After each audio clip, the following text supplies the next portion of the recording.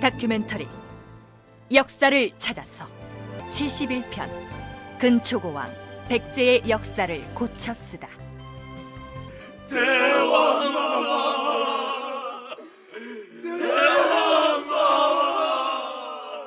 서기 286년 11월 백제의 제8대 임금이었던 고유왕이 세상을 떠납니다. 삼국사기에는 고유왕이 계로왕의 둘째 아들이라고 했는데 계로왕이 죽기 직전에 태어났다 하더라도 53년간이나 임금 자리에 있었기 때문에 최소한 120살은 넘게 살았다는 계산이 나옵니다. 아마 이 시기에 백제의 왕실 권력이 교체됐거나 어떤 목적을 가지고 역사를 정리하다 보니 고유왕이 그처럼 장수한 것으로 기록된 것이 아닌가 생각됩니다. 고유왕에 이어서 백제의 제9대와 10대 임금으로 올라있는 인물들은 책계왕과 분서왕인데 이들 두 임금에 대한 기록은 그 분량이 많지 않습니다. 책계왕은 고유왕의 아들이다. 체격이 장대하고 의지와 기품이 걸출하였다. 고유왕이 사망하자 그가 왕위에 올랐다. 그런데 흥미로운 점은 책계왕의 부인, 즉 왕비의 출신 성분에 대한 설명입니다. 삼국사기에는 책계왕이 대방왕의 딸인 보고아라는 여인을 부인으로 맞이했다고 기록되어 있습니다. 대방이라면 낙랑과 더불어 한반도의 서북쪽에 자리하고 있던 중국의 군현이 아닙니까? 그렇다면 대방의 왕이 자신의 딸을 백제 왕실에 보내서 혼인 관계를 맺었던 배경은 무엇일까요? 서울역사박물관 김기섭 연구원의 설명을 들어보시죠. 책계왕 무렵쯤 이제 되면 이제 3세기 후반인데 이 무렵은 아시다시피 고구려가 엄청나게 아주 강한 기세로 남하하던 시기입니다. 그러니까 낙랑군을 압박하고요. 또 이제 뭐 낙랑군뿐만 아니라 주변에 이제 한 세력들을 중국 세력들을 밀어내는 그런 시점이다 보니까 특히 대동강 유역에 대한 관심이 굉장히 깊어져서 고구려가 무서운 기세로 이제 남하하던 그런 무렵인데요. 그쯤 되면 한군현 쪽에서는 고구려 기세 때문에 조금 위기의식을 아마 느꼈을 거라고 보고, 북쪽에서는 고구려가 압박해 내려오는데 중국 문토의 사정이 혼란스러웠기 때문에 도움을 받을 처지가 못 되었으니 남쪽에 있던 백제를 후원 세력으로 확보하는 게 좋겠다. 그래서 혼인 관계를 맺었을 것이라는 분석입니다. 물론 책계왕과 대방왕의 딸이 혼인 관계를 맺도록 국혼 애교를 추진했던 인물은 책계왕의 아버지였던 고유왕이었습니다. 그런데 대구 가톨릭대학의 강종훈 교수는 백제와 대방이 혼인 관계를 맺게 된 배경에 대해서는 김기섭 연구원과 견해가 같으나 책계왕의 즉위 시점이 삼국사기에 나타난 것처럼 서기 286년이 아니라 한참 더 뒤로 내려와야 된다고 주장을 합니다.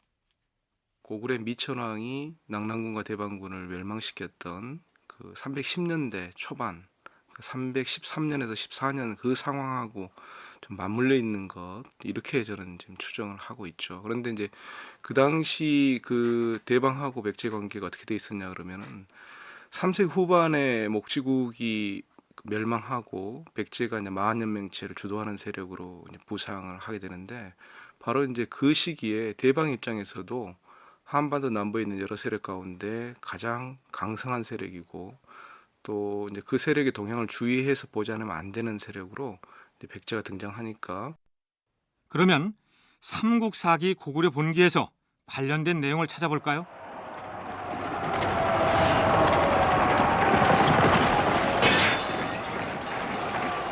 미천왕 3년 가을 9월 왕은 군사 3만을 거느리고 현도군에 침입하여 8천여 명을 사로잡아 평양으로 옮겼다. 미천왕 14년 겨울 10월 낙랑군을 쳐서 남녀 2천여 명을 사로잡아 왔다. 미천왕 15년 가을 9월 남쪽으로 대방군을 침공하였다. 한군현에 대한 고구려의 대대적인 공격이 이루어진 시기가 미천왕 때인 4세기 초반이었습니다. 고구려의 이러한 공세의 위협을 느낀 대방이 백제 왕실의 혼인을 청했을 것으로 보면 삼국사기에 적혀있는 3세기보다는 한참 더 뒤로 내려와야 한다는 얘기죠.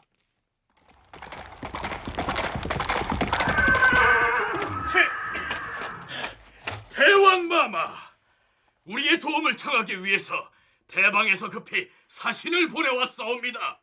대방에서 무슨 도움을 청해왔다는 말이냐? 고구려 군사가 남쪽으로 출정하여 대방을 공격하고 있으니 군사를 보내어 구원해달라는 청이옵니다. 허허, 아니 대방은 우리와 장인과 사위의 관계이니 어찌 그들의 청을 모른 척할 수 있겠느냐? 장수는 군사를 이끌고 출동하여 대방을 구원하라. 예, 대왕마마.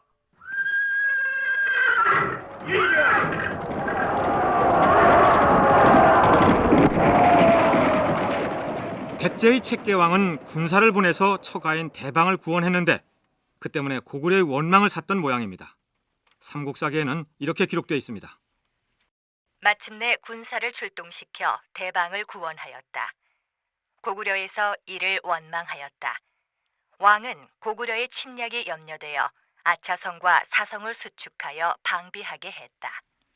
바로 이 대목에 뱀사자의 사성이 등장합니다. 백제의 건국 과정을 소개할 때 애당초 풍납동 토성을 여기 나오는 사성으로 간주해서 왕성이 아닌 것으로 주장한 견해들이 있었다는 사실을 거론했었죠. 뱀사자이니 배암들이가 되고 풍납이라는 지역 이름은 바람을 드린다는 뜻이 되니까 바람들이가 돼서 이름이 비슷하다. 그러니까 풍납동 토성이 바로 삼국사기의 책계왕 편에 나오는 사성이다. 왕성이 아니다. 이런 논리였습니다. 뱀사자의 사자를 쓰고 있기 때문에 이제 배암 혹은 그게 이제 바람 이렇게 그 와전될 수 있다고 이제 본 것이죠. 그래서 이제 두 개의 이병도 박사가 이제 이런 견해를 내서 그동안 이제 여기서 나오는 사성이 곧 풍납동 토성이다, 풍납토성이다 이렇게 그동안 이제 봐왔었는데 근래 이제 발굴이 진행되면서 오히려 이제 이 풍납토성이 인근에 있는 몽촌토성보다는 훨씬 더 규모도 크고 성 축조에 들어간 인력도 많았을 거로 보기 때문에 이제 왕성을 풍납토성으로 보면서 이 사성과 풍납토성의 관계를 좀 부정하려고 하는 견해들도 있습니다. 어쨌든 풍납동 토성은 백제의 왕성으로 거의 판명이 났습니다. 그건 그렇고 책계왕은 그 죽음을 소개하는 기록이 아주 모호합니다. 책계왕 13년 가을 9월 한나라가 맥인들을 이끌고 와서 침략하였다. 왕이 직접 나가서 방어하다가 적병에게 살해되었다. 한이라는 세력이 맥인을 이끌고 쳐들어왔고 책계왕이 그들을 방어하다가 죽었다는 얘긴데 여기서 한의 실체는 무엇이고 맥인은 또 어떤 세력을 의미할까요? 강종훈 교수와 김기섭 연구원의 얘기를 차례로 들어보시죠. 이 맥인이라고 하는 것은 다른 용례에서는 말갈로 박혀져 나옵니다. 그런데 이곳에서는 이제 특이하게도 맥인이라는 그 용례로 나오고 있는데 아마도 이제 말갈 계통의 종족 후대에 이제 말갈로 부회된 그런 종족들이 백제 북변에 있으면서 백제와 계속 군사적으로 이렇게 대결하는 관계를 유지해 오다가 그런 과정에서 이 책계왕 내에 백제를 공격했던 일이 아마 있었을 걸로 생각을 해볼 수 있고 그런 과정에서 이제 왕이 피살 당한 걸로 이렇게 볼 수는 있을 것 같습니다. 여기서는 대방이다, 낭랑이다 이렇게 표현을 안 했어요. 한. 또 구체적으로 뭐 말갈이다 뭐 이렇게 표현 안 하고 맥인이라고 되어 있습니다. 고구려라고도 안 했습니다. 그러니까 뭔가 기록이 지금 여기서는 지금 원래 기록에 좀 가까운 거 아닌가 하는 사실을 하는데요. 아주 불확실하다는 것이죠. 상황이 누가 죽였는지 정확하게 누가 쳐들어왔는지 지금 정확하게 알지 못하겠다라고 하는 그런 개념도 되는 겁니다. 이건 뭔가 싸우는 쳐들어온 적을 보니까 입고 있는 옷이나 이런 걸 봐가지고는 이거 중국풍의 옷이고 그래서 이거 한 그리고 그 중에 그것만 있는 게 아니고 아주 이상한 다른 사람들도 있으니까 이건 맥인 이렇게는 썼는데 이미 없어져 버린 한나라와 또한 그 실체가 모호한 맥인들이 쳐들어왔고 그들과 싸우는 중에 왕이 죽었다는 얘기입니다. 구체적으로 왕을 죽인 세력이 누군지 잘 모르겠다. 오히려 이것이 더 진실에 가까운 기록 아닐까요? 책계왕 다음으로 왕위에 오른 임금은 분서왕입니다. 분서왕 역시 즉위와 관련된 내용 이외에는 별다른 치적이 올라 있지 않습니다. 분서왕은 책계왕의 맏아들이다. 그는 어려서부터 총명하고 풍채가 걸출하였으므로 왕이 그를 사랑하여 항상 옆에 두었다. 책계왕이 사망하자 그의 뒤를 이어 왕위에 올랐다. 그런데 책계왕과 마찬가지로 분서왕 역시 죽음에 관한 기록이 애매합니다. 분서왕 7년 봄 2월 낭낭의 서연을 기습하여 빼앗았다. 그리고 겨울 10월 왕이 낭낭태수가 보낸 자객에게 살해되었다. 이번에는 낭낭태수가 보낸 자객의 손에 왕이 죽은 것으로 되어 있습니다.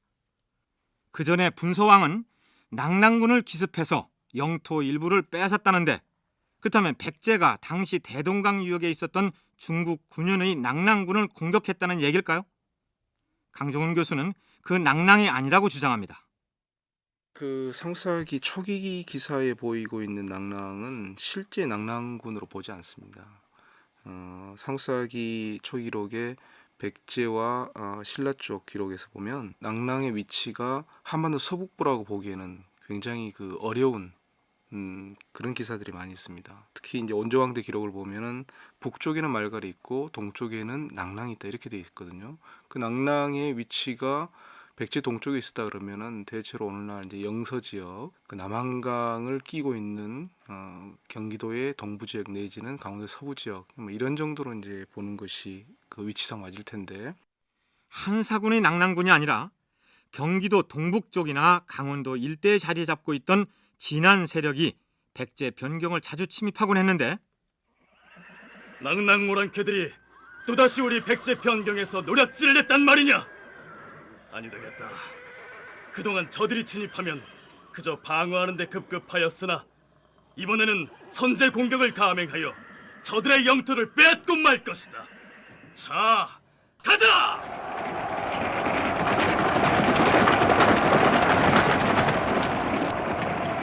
분서왕은 기습 공격을 단행하여 상대의 서쪽 영토 일부를 빼앗았고, 그 바람에 양측은 날카롭게 대립하게 되는데, 그러는 중에 상대방이 보낸 자객에 의해 살해되었을 것이다. 그리고 분서왕을 죽인 그 상대방이란 중국 군현으로서의 낭낭군이 아니라 당시 백제의 동쪽 남한강 유역에 근거를 두고 있던 진한 세력이었을 것이다. 이런 추측입니다. 그런데 김기섭 연구원은 분서왕이 낭낭태수가 보낸 자객에 의해 살해되었다는 내용 자체가 조작되었을 가능성이 크다고 분석합니다. 자객이니까 그 자객이 잡혔으면 신문을 해서 취조를 해서 누가 보낸 자객입니다라고 알아냈을 수도 있지만, 실은 이런 자객에게 죽었다라고 하는 거는 어떤 면에서 보면은 조작하기 굉장히 좋은 그런 상황입니다. 그러니까 그 왕은 죽었는데 누가 죽였느냐 이건 밝혀줘야 되는데, 누가 보냈다, 요즘 상황이 안 좋으니까 저쪽에서 보냈을 것이다 해서 더 씌울 수 있는 것이죠. 역시 이때에도 뭐 아주 완벽하게 조작해낼 수 있는 시점이기 때문에, 그래서 그런 측면에서 보면 이런 왕의 살해 기사는 대단히 전국이 혼란스러웠다라고 하는. 무슨 얘기냐 하면 왕실 내부에서 극심한 권력 다툼이 벌어졌는데,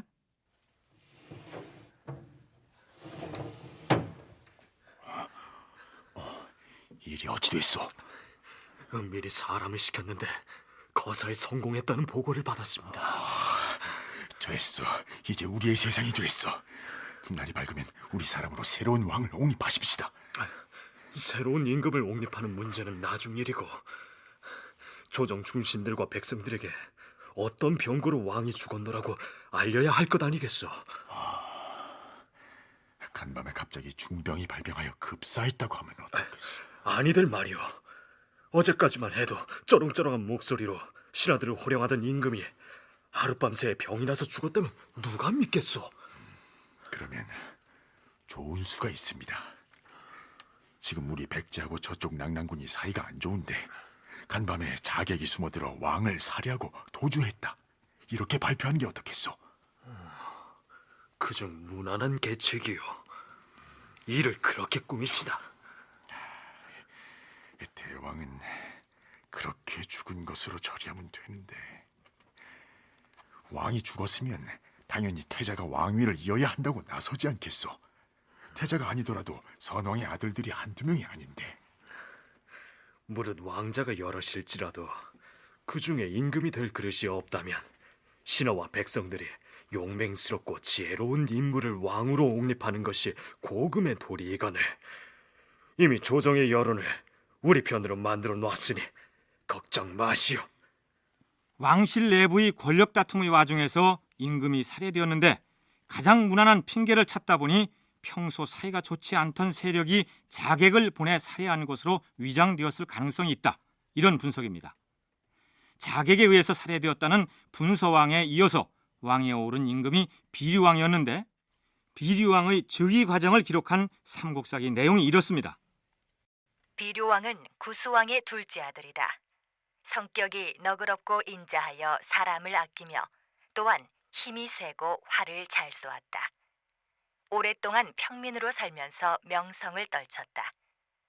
분서왕이 죽었을 때 비록 여러 명의 아들이 있었으나 모두 어려서 왕으로 세울 수 없었기 때문에 신하와 백성들의 추대에 의해 그가 왕위에 올랐다. 오랫동안 평민으로 있던 사람이 여러 명의 왕자들을 젖히고 왕이 되었다는 것은 무력으로 왕위를 찬탈했다는 뜻이겠죠.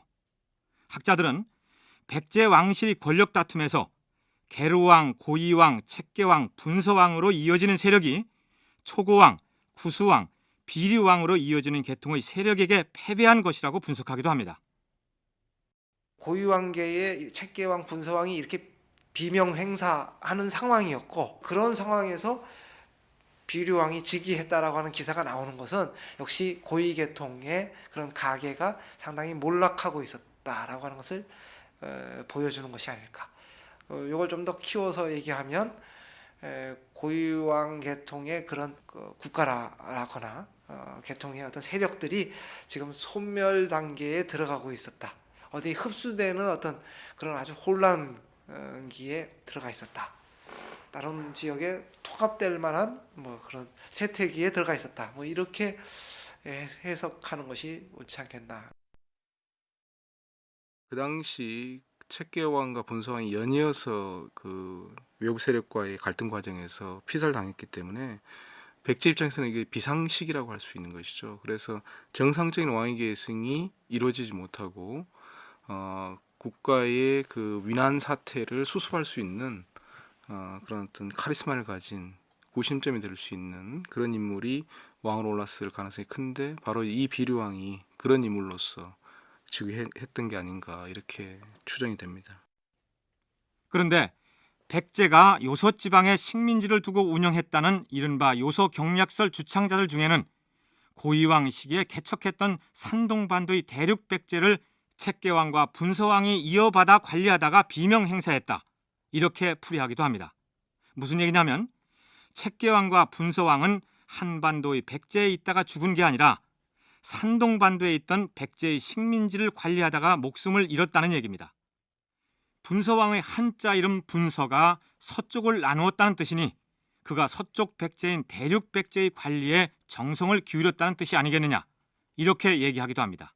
물론 요소 경략설 자체를 인정하지 않은 사람들에게는 황당한 얘기가 되겠죠. 김기섭 연구원의 얘기입니다.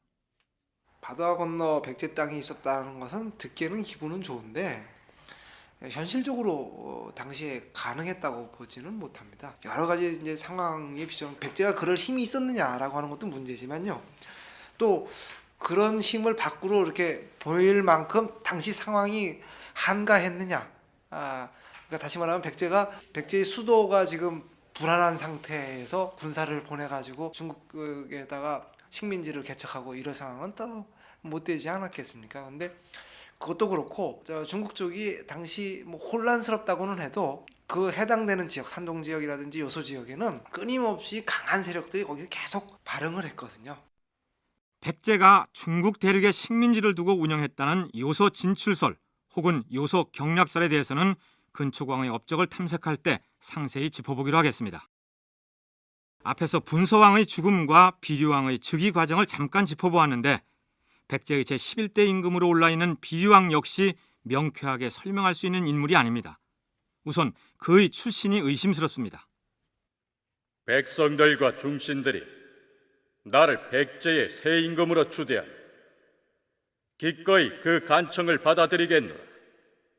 짐은 구수왕의 둘째 아들이니 삼국사기에는 비류왕은 구수왕의 둘째 아들이다 이렇게 적혀 있습니다. 그러나 이것은 다분히 대의 명분을 내세우기 위해서 조작한 흔적이 역력합니다. 구수왕은 서기 234년에 죽었습니다.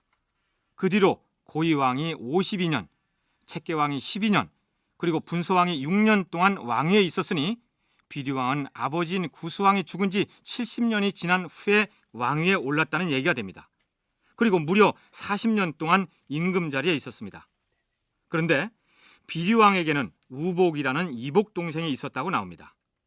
동생보다는 먼저 태어났어야 하니까 아버지인 구수왕이 죽었던 234년보다는 한참 전에 태어났어야 합니다.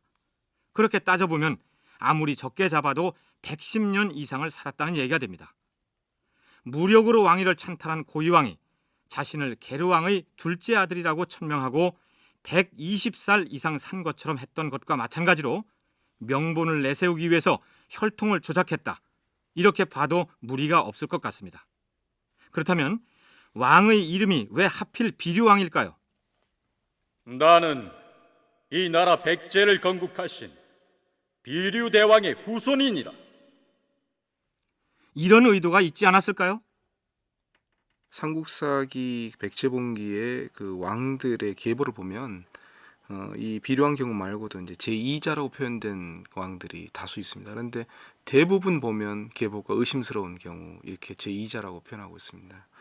근데 비류왕은 그 명칭에서 보면 비류 시조 설화에 나오는 그 비류하고 한자는 다릅니다만은 발음이 지금 같죠. 그래서 이 비류왕은 아마도 자기가 비류 계통에 속한다라고 하는 것을 표방하는 과정에서 이름을 이렇게 붙였을 가능성이 있다고 보고, 따라서 실제 비류 계통은 아니면서 비류 계통의 지지를 얻기 위해서.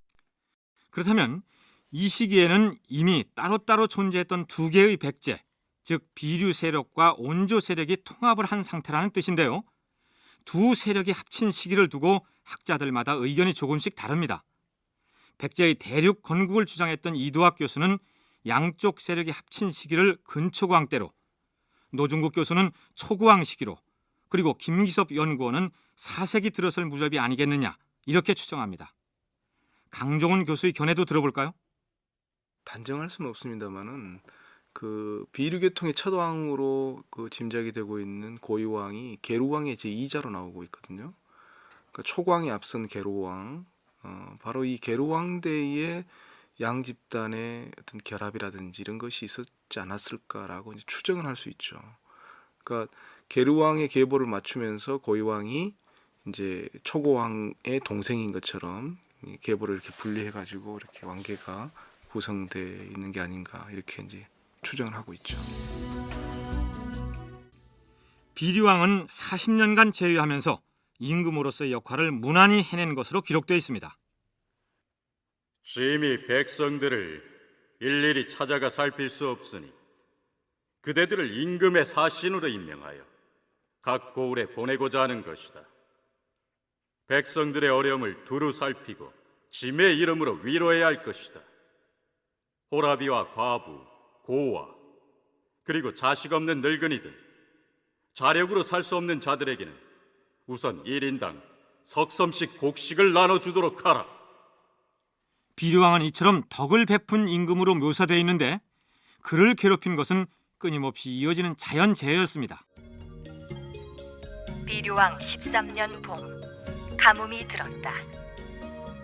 18년 가을 7월, 남쪽 지방에 메뚜기 떼가 나타나 곡식을 해쳤다.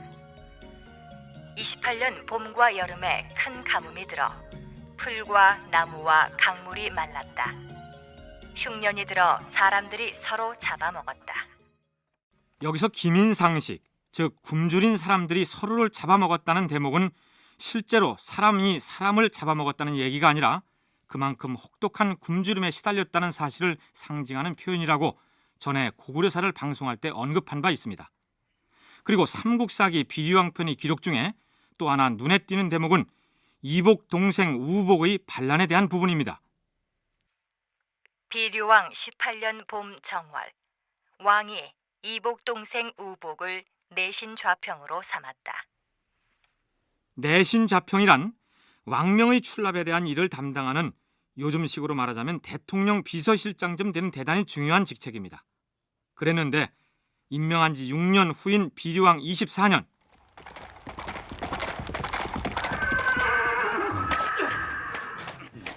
대왕마마, 큰일 났사옵니다.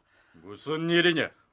말갈족이 쳐들어오기라도 했단 말이냐? 그것이 아니었고 아래옵기 황송하오나 내신좌평이 북한성에 군사를 모아서 반란을 일으켰사옵니다. 무엇이라? 우복이 이놈이 감히 반영을 꿰었단 말이냐? 북한성에 모인 반란군의 기세가 예사롭지 않사옵니다. 무엇들 하느냐? 장수들은 보병과 기병을 이끌고 강을 건너가 반란군을 토벌하도록 하라! 그런데 내신 좌평 우복이 반란의 근거지로 삼았던 것이 북한성이라고 돼 있습니다. 예전에 북한산성이라는 언급이 있었는데 북한성과는 어떻게 다를까요? 강종훈 교수의 설명입니다. 북한산성과 북한성이 초기로 나오고 있는데 그 뭐 위치가 별개일 걸로는 생각이 되지 않고 같은 지역에 있을 텐데 이게 어디에 있었는지에 대해서는 확실히 알 수가 없습니다. 그러니까 이 사료 계통이 워낙 지금 이 여러 개가 이렇게 혼합되어 있기 때문에 북한성 또는 북한산성이 정말 어디에 있었는지에 대해서는 확인할 길이 없다고 판단되는데, 다만 분명한 것은 한강 이북 지역에 있었던 백제의 성, 백제의 왕성과 가까운 지역에 있었던 한강 이북의 성. 그러니까 한강 이남의 도읍을 방어할 목적으로 강북에 구축했던 산성이 바로 북한성 혹은 북한산성이 아니었을까 이렇게 짐작됩니다. 어쨌든 비류왕은 이복 동생 우복의 난을 군사를 출동시켜 진압합니다. 그리고 서기 344년 10월 즉위한 지 41년 만에 세상을 떠납니다. 그 다음 임금은 계왕인데 한자 발음상 설왕이라고도 불립니다. 삼국사기에는 계왕이 왕위에 올랐다는 기사와 사망했다는 기사만 단촐하게 올려놓고 있습니다. 계왕은 분서왕의 맏아들이다. 그는 천성이 강직하고 용맹스러웠으며 말 달리고 활 쏘기를 잘하였다. 이전에 분서왕이 죽었을 때는 그가 어려서 왕위에 오를 수 없었는데 비류왕이 제위 41년 만에 사망하자 그가 즉위하였다. 분서왕이 살해되자 비류왕이 왕위를 차지했는데 그 비류왕이 40년간 재위하다 죽자 다시 옛 분서왕의 아들인 계왕이 즉위했다는 얘긴데 정상적인 왕위 개성이라고는 볼 수 없겠죠. 어쨌든 그렇게 왕위에 오른 계왕은 재위 3년째 사망한 것으로 되어 있습니다. 이때까지 백제의 왕호는 온조, 다루, 기루, 계루, 비루 이렇게 대부분 두 글자로 되어 있습니다. 물론 근초고나 근구수 등 세 글자로 된 왕호가 뒤에 나오긴 하지만 그것은 누구누구 2세라는 개념이죠. 말기로 오면 성왕, 법왕, 무왕 같은 예자 왕호도 등장하지만 그것은 남북조나 당나라의 영향 때문인 것으로 보입니다. 따라서 계왕의 경우 정식 왕호를 받지 못한 게 아닌가 이런 의심을 해볼 만합니다. 백제사 전체를 놓고 볼 때 근초고왕이 차지하는 위치는 대단히 중요합니다. 우선 시조 온조왕부터 12대 계왕까지 삼국사기 기록은 왕실의 계통도 혼란스러울 뿐만 아니라 한참 뒷 시기에 일어난 일들을 무리하게 앞당겨 기록해 놓았기 때문에 신뢰를 얻기 힘들었습니다. 그런데 근초고왕 때부터의 기록은 이전과는 다르다는 것이 학자들의 공통된 의견입니다. 중국 측 사서에 분명하게 근초고왕서부터 이름이 나옵니다. 또 일본 측 자료에도 근초고왕 때부터 이름이 분명하게 나옵니다. 그리고 그 이름뿐만 아니라 관련된 사실들이 상당히 많이 비교적 열거되어 있습니다. 사신 보낸 기사도 나오고요. 관작받은 것도 중국으로부터 받은 것도 나오고 일본과 교류한 것들도 나오고, 그래서 사료의 양이 일단 과거에 비해서는 분명하고 또 양도 많아지죠. 사료의 내용도 상당히 있을 법한 일들로 많이 채워져 있고 또 확인 가능한 그런 내용들입니다.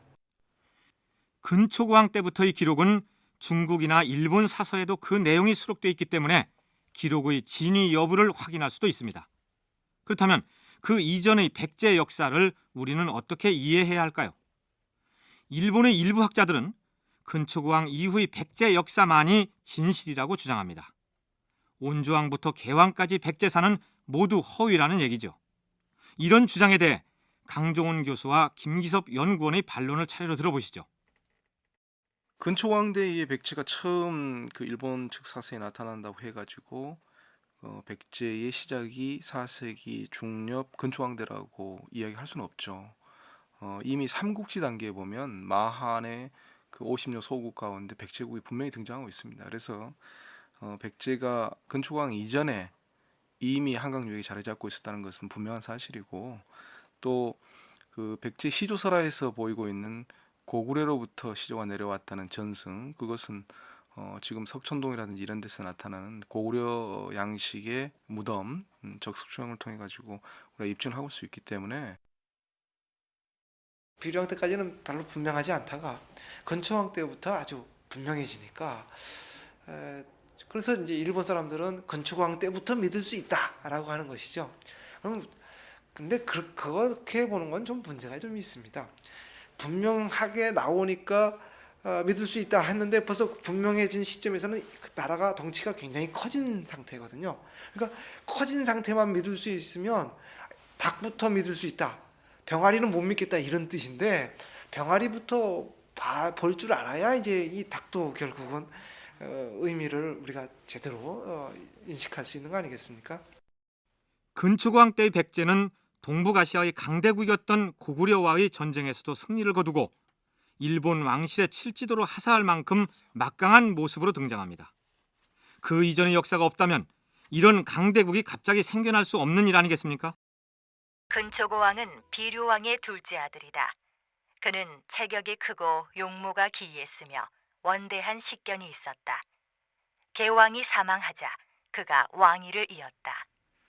백제의 왕들 중에서 무력으로 왕권을 차지한 왕들은 대체로 오래전에 죽은 선대의 왕 한 사람을 거명하면서 어느 왕의 둘째 아들이다, 이렇게 나옵니다. 지난 시기 임금과 혈통이 같다고 함으로써 백제 임금으로서의 정통성을 갖추려는 것이죠. 따라서 근초고왕 역시 삼국사기에서는 비류왕의 둘째 아들로 표방을 하고 있으나 실제로 그렇지는 않을 가능성이 큽니다. 그건 그렇고, 중국 사서인 진서 본기에는 근초고왕의 이름이 여구로 나옵니다. 백제 왕실의 성은 부여씨였기 때문에 부여구라고 해야 옳지만 중국인들은 애자로 줄여서 표현을 하기 때문에 여구가 된 것이죠. 그런데 고구려의 경우는 삼국사기에 꼬박꼬박 왕의 본명과 죽고 난 뒤의 다음 왕이 올리는 시호가 따로 기록되어 있습니다. 새로운 왕이 즉위했다는 기사에 임금의 본명을 밝히고 죽고 난 뒤에 시호를 무슨 왕으로 지어 올렸는지를 확실하게 밝히고 있습니다.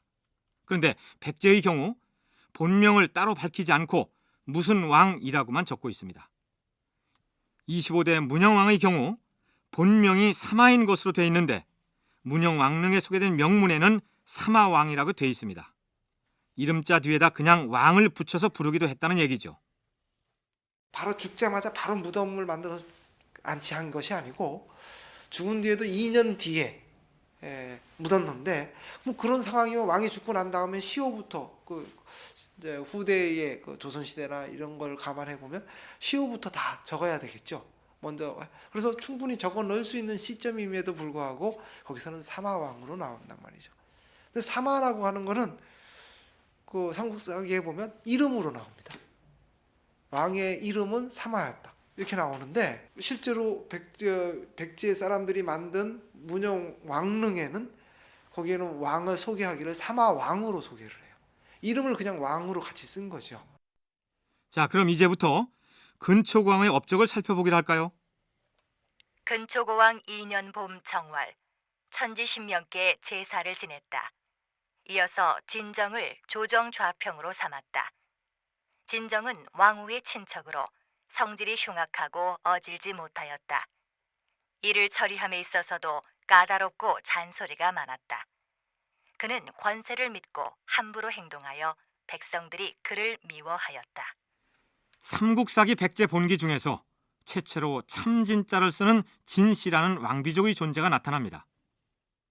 왕비의 친척들로서 이제 진 씨가 이렇게 전횡을 일삼는 기록이 특이하게 이제 나타나서 좀 흥미를 이제 끌 수가 있는데, 이 진씨 세력은 백제 초기부터 등장하고 있습니다만은 그동안 이 진씨 세력이 중앙 정치 무대에서 크게 활약했다고 볼 수 있는 그 시기는 별로 없었습니다. 근데 이 시기 들어오면서 확 이제 부각이 돼서 이른바 이제 진씨 왕비족 시대라고 할 수 있는 것들이 이제 한동안 이렇게 이어져 나가거든요. 그래서 이제 근초고왕이 자기의 어떤 정치적 파트너로서 이전부터 이 그 어느 정도 백제 사회에서 기반을 갖고 있었던 진씨 세력과 제휴했을 가능성은 이제 크다고 보여지는데, 근초고왕이 무력으로 왕권을 확보했으나 독자적인 힘만으로는 백제 사회를 이끌어가기에 역부족이었을 것이다.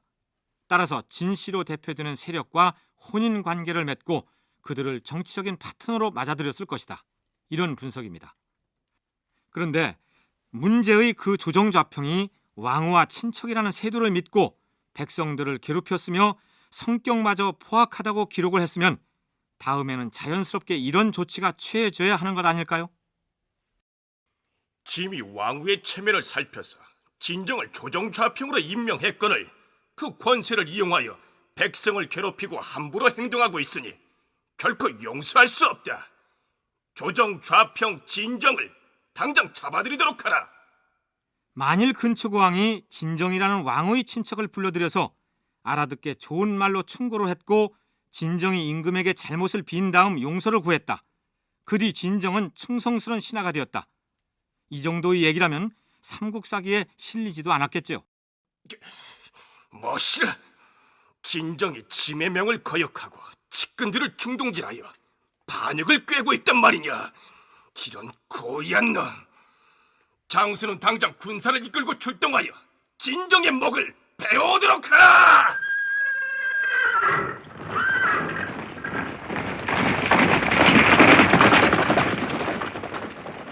이 정도 사건은 되어야 나라의 역사를 기록하는 문서에 오를 만하지 않습니까? 그런데 근초고왕이 왕위에 오른 지 2년째 되는 해의 기록에 진정이라는 왕의 친척이 성질도 흉악하고 백성들을 괴롭히는 등 악행을 일삼고 있다는 등의 부정적인 얘기들을 잔뜩 적어놓고는 그래서 그 뒤로 어떻게 되었는지 후속 기록이 보이지 않습니다. 그러다가 느닷없이 근초고왕 21년으로 건너뛰고 맙니다. 바꿔 말하면 근초고왕이 왕위에 오르고 나서 3년째 되는 해부터 20여 년간의 초반부 기록이 통째로 사라지고 없다는 얘기입니다. 어떻게 된 일일까요? 진정 같은 경우도 상당히 비난을 해놓고 결과는 없어요. 그럼 다 이거 어디 갔을까? 이런 것들이 아마 기록이 산일됐기 때문에, 없어졌기 때문에 나타나는 건데, 저는 20년 동안의 공백이 사라지면서 근초고왕의 많은 행적들도 결국 사라졌다. 영토를 확장한 거라든지 이런 기록들이 많이 없어졌다라고 보거든요.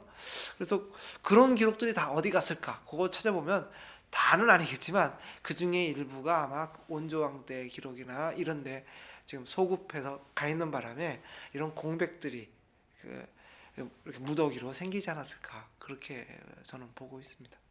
김기섭 연구원의 얘기는 이렇습니다. 이제 마하는 점점 약해지고 인군과 신하가 각각 다른 생각을 하고 있으니 그 국세가 오래가지 못할 것이다. 만일 다른 나라가 마한을 합병해 버린다면 후회해도 소용없을 것이다. 우리가 먼저 빼앗아서 후한을 없애야 할 것이야. 시당한 말씀이옵니다, 대왕마마. 우리가 군사를 출동시켜 기습 공격을 감행한다면 마한을 무너뜨릴 수 있을 것이옵니다. 그렇지. 자, 출동하라. 목지국을 무너뜨릴 것이다. 가자!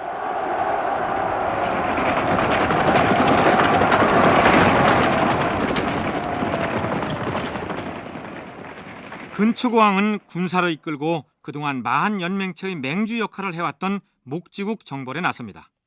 그러나 쉽게 무너지지는 않았겠죠. 마한의 왕이 근초고왕에게 항복을 한 뒤에도 몇몇 성주들은 저항을 계속할 것이고, 이미 항복했던 일부 성에서는 또 반란이 일어나는 등 백제의 마한 통합은 오랜 시간에 걸쳐 진행됐을 것입니다. 바로 이런 정복 활동들에 대한 내용이 삼국사기 근초고 왕편에 쭉 기록되었어야 마땅합니다.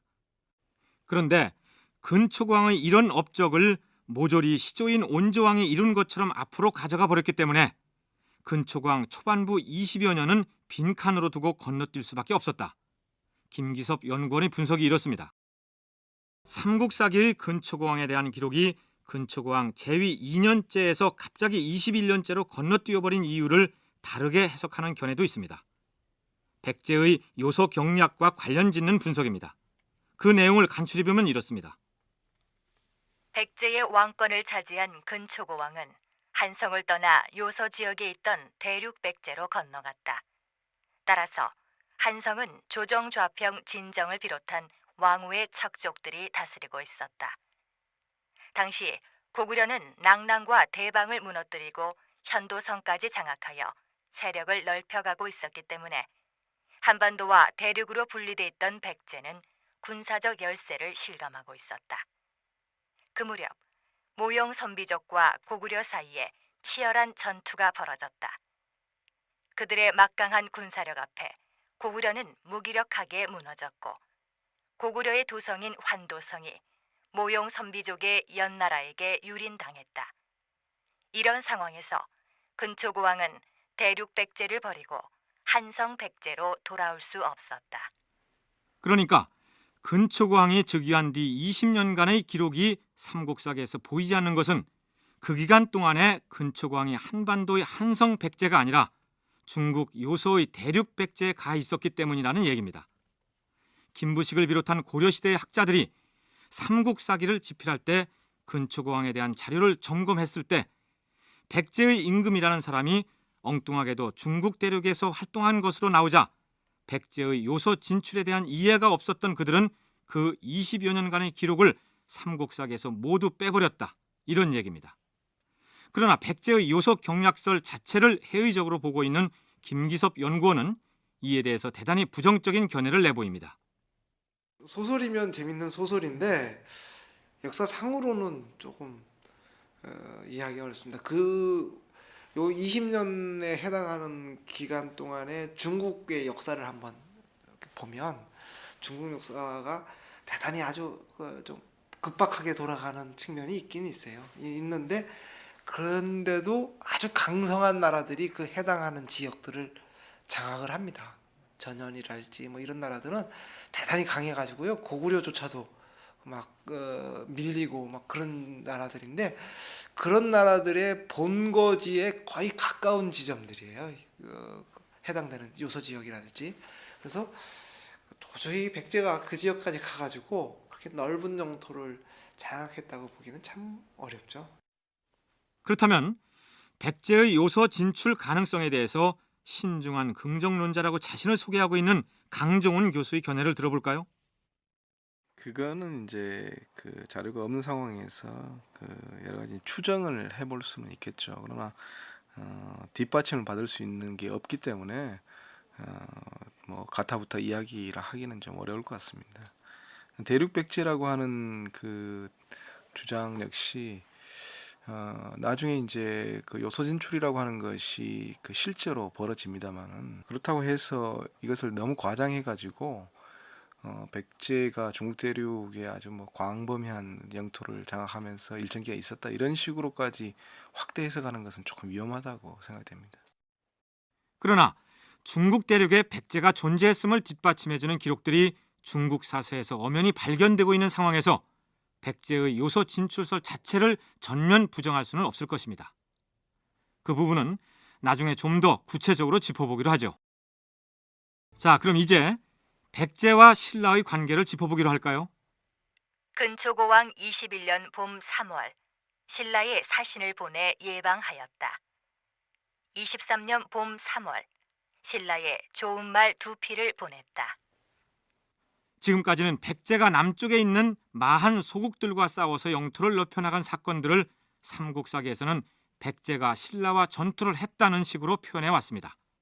그렇다면 근초고 왕 21년에 사신을 보내고 이태 뒤에는 좋은 말 2피를 선물로 보냈다는 내용이 나오는데 이 기록들을 고지고대로 믿어도 될까요?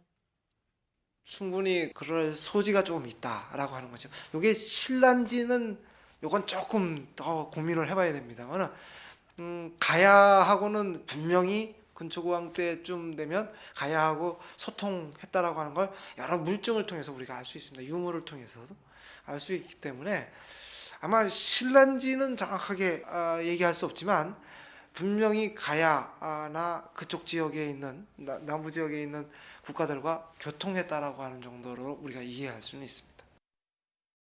물론 근초고왕대의 신라하고 백제가 교류를 했을 가능성은 있는데, 이 기사를 가지고 실제로 근초고왕이 신라의 사신을 보내고 이 좋은 말 두 피를 보내고 했다는 것을 인정하기는 어렵다고 봅니다. 그 신라 측 기록 자체가 워낙 기년이 지금 잘못되어 있기 때문에 신라 측 기년 자체를 확인해보고, 실제 기년을 확인해보고, 거기에 맞춰서 예를 들어 그게 4세기 중엽 사실이면 4세기 중엽 때의 백제 왕이 어느 왕인가 찾아보고 거기에 맞춰서 이해를 해야지, 여기에 나온다 해가지고 근초왕이 이랬다 이렇게 단정해서 들어가면 곤란하다. 이 시기에 백제와 신라가 교류를 했을 가능성이 없는 것은 아니지만 아직 두 나라가 밀접한 애교 교섭을 하면서 화친 관계를 유지하는 단계로까지는 발전하지 못했을 것이다라는 게 두 사람의 일치된 의견입니다. 자, 이제 일본 사서에 최초로 나타난 백제의 모습은 어떠한지 살펴보기로 하겠습니다.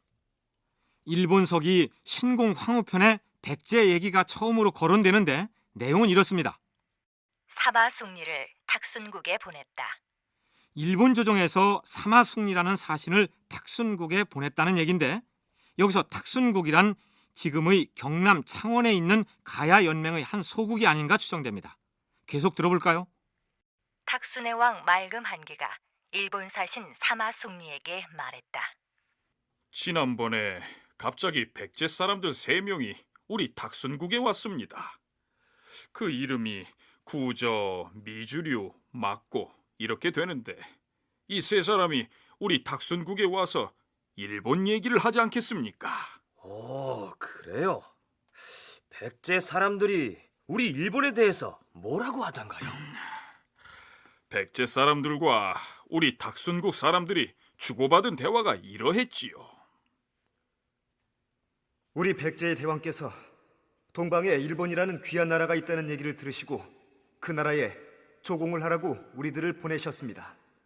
그런데 일본으로 가는 길을 찾는 중에 어찌하다 보니 이곳 탁순국에 도착했습니다. 만일 탁순국의 대왕께서 신들에게 일본에 가는 길을 가르쳐 주신다면 우리 백제 대왕께서 군왕에게 덕이 있다고 칭송하실 것이옵니다. 무슨 말인지 잘 들었어. 헌데 나 역시 전부터 동쪽에 귀한 나라가 있다는 얘기는 들었지만 아직 왕래한 적이 없어서 그 길을 알지 못하오.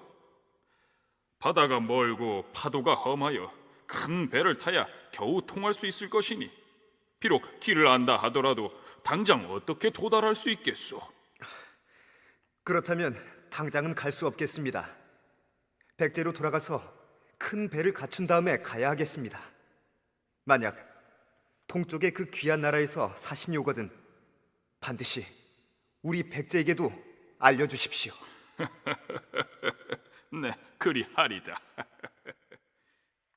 이에 사마숙리는 자신이 부리던 이파이라는 사람과 탁순사랑 과고 2사람을 백제에 보내 백제의 왕을 위로하게 하였다.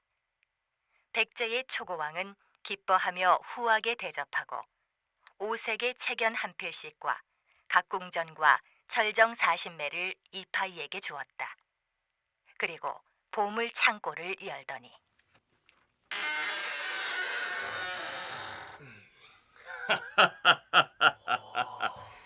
그대가 바다 건너 외국에서 이곳까지 왔다 하니 짐이 특별히 진귀한 보물을 보여줄 것이니라. 이것들이 정녕 무엇이옵니까? 이런 진보가 우리 백제에는 많이 있느니라. 그대의 나라에 보내려고 하나 찾아가는 길을 알지 못하지 않았느냐. 그러나 모처럼 일본 사신이 찾아왔으므로 사신편에 보내겠으니 가지고 가서 전하도록 하라. 이상 소개한 부분이 일본 서기 신공황후편에 실려 있는 내용으로 앞에 나왔던 백제의 초고왕은 근초고왕을 지칭한 호칭입니다. 그런데 얼핏 들으면 백제가 일본을 동쪽에 있는 귀한 나라라고 숭앙한 나머지 어떻게든 찾아가서 조공을 바치고 싶은데 길을 모르니 안타깝다, 이렇게 굽신거렸던 것으로 들리지 않습니까? 그러나 기실 몸이 달아서 사신을 먼저 보낸 쪽은 바로 일본이었습니다.